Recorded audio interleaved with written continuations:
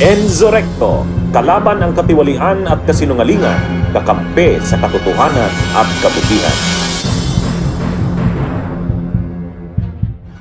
Mayroong isang pagtitipon sa Bulacan. Mayroong isang pagtitipon na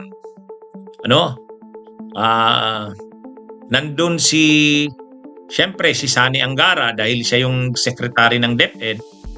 Nandun si PBBM, nandun din si Gloria Arroyo. Bakit nandun si Gloria Arroyo? Kasi yung event na yon sa Bulacan, kasama rin yung mga teachers galing ng Pampanga. Ay libong teachers yun eh. So marami public school teachers from Bulacan in Pampanga.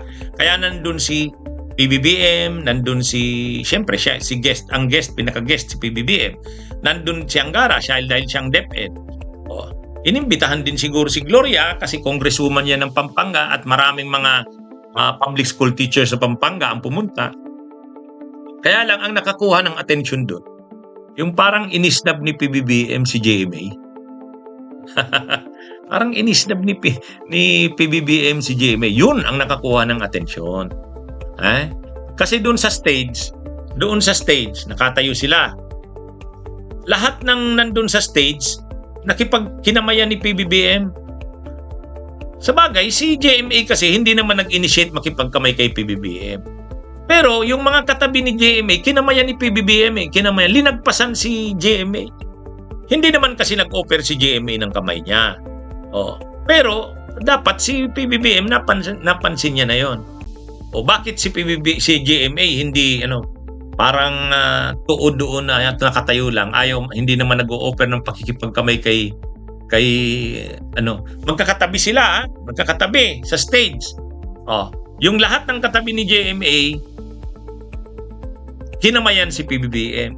Pero si GMA hindi nakipagkamay kay PBBM. Si PBBM din hindi rin nakipagkamay kay GMA. Ano bang nangyayari? May kaugnayan na ba ito sa tumitinding ngayon para sa 2028? Alam naman natin si GMA identified kay Sara Duterte. Identified kay Sara Duterte. Pero ang sabi naman ng media, hindi. Pagdating ni PBBM, yung sumalubong sa kanya, siyempre nakalinya yan. Lahat ng nakalinya doon, nakasama na si GMA, kinamayan naman ni PBBM. Pero yun? Dahil si PBBM yung nag-isa-isang nagkamay. Pero yung sa stage, kitang-kita, hindi. Anyway, hindi natin alam kung ano nga ba talaga ang nangyayari. Ano na ba si PBBM? Medyo dumidistansya na talaga kay Gloria? Ganun din ba si Gloria? Parang civil na lang ang pakikiano kay PBBM? Kasi alam naman natin, identified talaga si Gloria kay Sara. Si Sara ngayon, nag-declare ng tatakbo daw siya sa 2028. Tapos nagiging palaban na talaga sa Marcos. Ang tanong, ano bang stand ni GMA? Parang makikita mo na doon sa isnaba na yon, mayroon na talagang mainit na talaga para sa 2028 kitang-kita talaga kasi lahat ng katabi ni GMA nakipagkamay kay PBBM at kinamayan ni PBBM. Si GMA lang nakatayo. Wala. Hindi kinamayan ni PBBM. Si GMA rin, hindi rin nakipagkamay kay PBBM. Hindi natin alam. Ano na ba ito? Manifestasyon na ba ito ng ng mga posisyonan? Nagmamanifest na ba dito yung posisyonan sa 2028? Mukhang talagang napapaaga ang posisyonan sa 2028, Mukhang napapaaga. Tulad niyan, may mga isnaban. Ang media pa naman, laging nakukuha kagad yan. Actually, yung media yung nakapansin yan Media kagad ang nakapansin yan.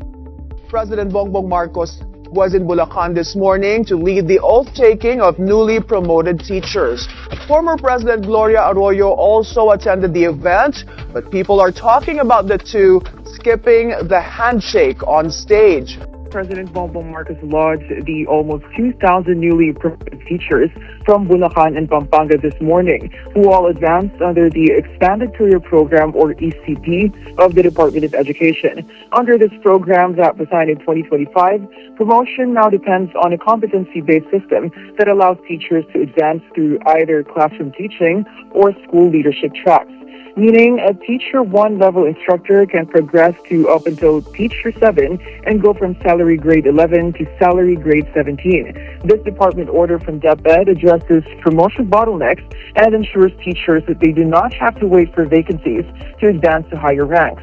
Meanwhile, former President and now Pampanga 2nd District Representative Gloria Arroyo was also present at the oath-taking, and as the former president lined up alongside other officials, Arroyo and Marcos Jr. seemed to have skipped shaking hands. Upon arriving at the venue, however, PBBM already shook the hands of the former president. As we can recall, she is widely regarded as a Duterte ally and was even demoted from a House role following a House resolution in support of then Speaker and presidential cousin Martin Romualdez, which she did not sign. We tried to get Representative Arroyo for an ambush interview on the announcement of VP Sara, but she declined to comment on the matter. Kaya sabi ng media, mukhang may isnaba na nangyari o nangyayari. Wala namang reaction si GMA doon o hindi naman siya tinanong kung ano yun. Pero kitang-kita kasi, alam naman natin na si GMA nga, tahimik lang yan si GMA, parang hindi lang yan nagsasalita. Pero alam naman natin, kahit si Sara, inamin niya naman, ang mentor niya ay si Gloria. Si Gloria, ano naman yan, magaling yan maglaro sa politika. Siyempre, hindi pa yan makikipaglaban sa Marcos. Kasi kailangan niya pa ang congresswoman pa siya, kailangan niya ng mga pondo. Pag pumalag siya sa Marcos, pumusisyon na siya na Sara talaga siya. Baka tipirin ng pondo ng Pampanga. Siyempre, mamumroblema niyan si GMA. Kaya hindi pa siya pwedeng pumalag sa administrasyon. Hindi na lang siya magiging mainit ang pakikitungo, pero hindi siya lalaban. Ngayon, yung naging doon, makikita mo, hindi naman siya, siyempre nandun pa nga siya umattend pa siya sa activity, ibig sabihin, ayaw niyang mamarkahan siyang lumalaban na sa administrasyon. Kaya lang, makikita mo rin talaga na hindi mainit. Hindi mainit yung pakikitungo nila sa isa't isa. Kitang-kita Bunyog, halikan na kasama ka.